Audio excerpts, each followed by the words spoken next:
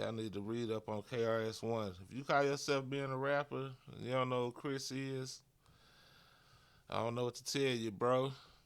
But if you're new to the channel, hit the subscribe button, and we're going to jump right in. And that's the future.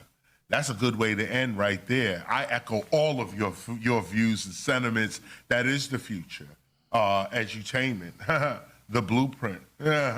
Be yourself. Come on, all the way around. And big shout out to Kendrick Lamar. Yeah, on congratulations. That, as well. Congratulations, big. You're right about that in terms of the layers and all of that and what was actually being said. In a lot of ways, I thought he sacrificed himself at the in a way, because he now. Yeah, no, I mean it didn't matter really, but he the message sometimes get in the way of just rocking the party. And I suffer from that sometimes.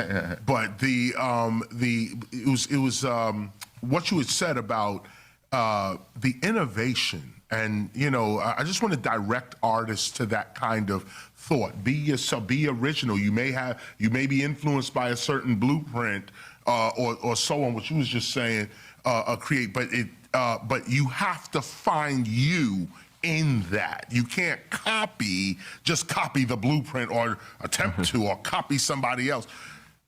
I hear across the table here, originality and authenticity is the future of hip hop. And what's scary. And KRS-1, he talks about the teaching in the rap. He was the master teacher for hip hop.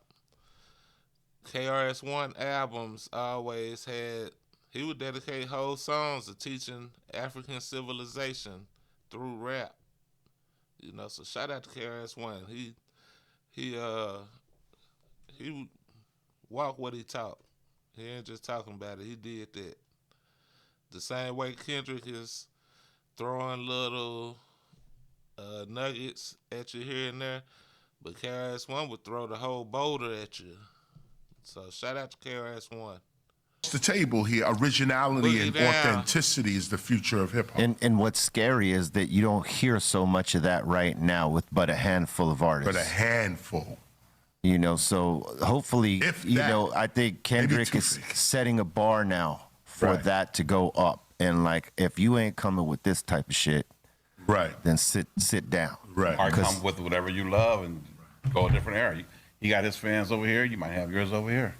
Yeah, it's a time to be inspired, I think, man, because there's been a lot of that mediocrity accepted in the music right now. Accepted. I mean, when a person rapped off beat back in the early days to now, you'd be getting ridiculed. You wouldn't even put a record out, and now that shit is celebrated. Right. And we need to do better on offbeat you are, the more yeah, that shit is crazy to me. Yeah, that's what it is. So, but everything goes in cycles, and I think that we're gonna do better. The generations, coming after us will eventually do better. I'm gonna tell you like the old folks used to tell me, the old players, like ain't nothing new under the sun.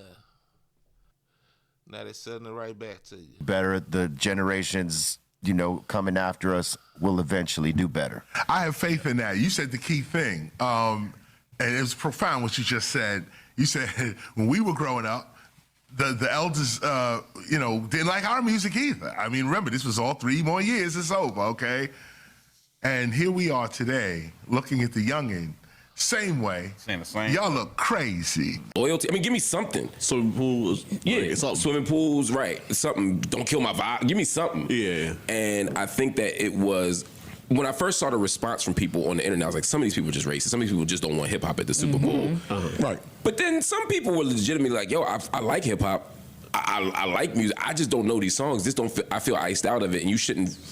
I don't think you have to be a pop act to do this, but I think he made it more narrow than it needed to be, given his catalog. I had some folks in my house at the party that were not hip hop heads that liked it though. So I mean, I don't think it was everybody. Like, you don't have to be a fucking hip hop head to have been like, oh, that was a dope performance.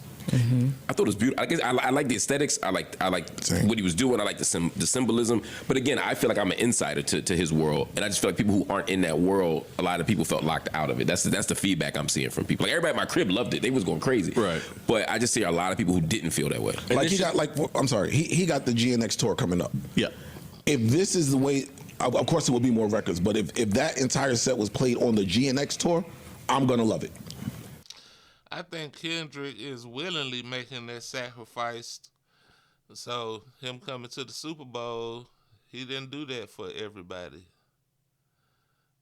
If you like it, you like it. Let's get back to it. Yeah, just not Super Bowl.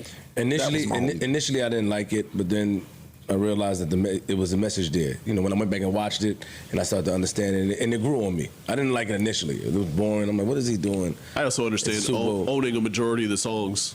Yeah, doing that. Fuck it. I'm gonna run up the streams on my shit. It's gonna be my shit. It's about the message, though. But Flip, let me ask you: Do you want to be convinced, or have to like be convinced to like it? You know what I mean? Like, it's one thing to listen to an album 5 times and you like, you know, I'm in love with it now. But a Super Bowl performance should feel like when I watch Michael Jackson, when I watch Beyonce, when I watched, I mean, any of these people say, yo, that shit was fire. If you got to watch it 10 times or 5 times to feel into it. I think that's different, and I didn't feel that. Again, I liked it. I just you're programming yourself. Yeah, but we programmed we programmed to expect extravagant performance for Super Bowl. Yeah, kind of. Yeah, but nah, he take that, America. It's an interesting take from you. Interesting take from you. Say more. The last part. I'm shocked he said the last part. Why? Because he was boycotting. So to now view it through the lens of what a Super Bowl performance traditionally is. And why do we view it that way? Because of the stage. And why is that stage that stage? Because of the viewership. Yeah, but who is the viewership? Is it the people at the stadium or is it the people watching? You know who the viewership is when you talk about that stage. Yeah. So I'm with Flip. I'm with Flip. Yeah. Take this hip hop. Yeah, take that. Yeah. Hey. Yeah, listen. Hey, y'all, internet, y'all. Real quick, sorry, Joe. Get your bag. It's like what Kanye did when he went for the relief. Remember when Kanye did on MTV?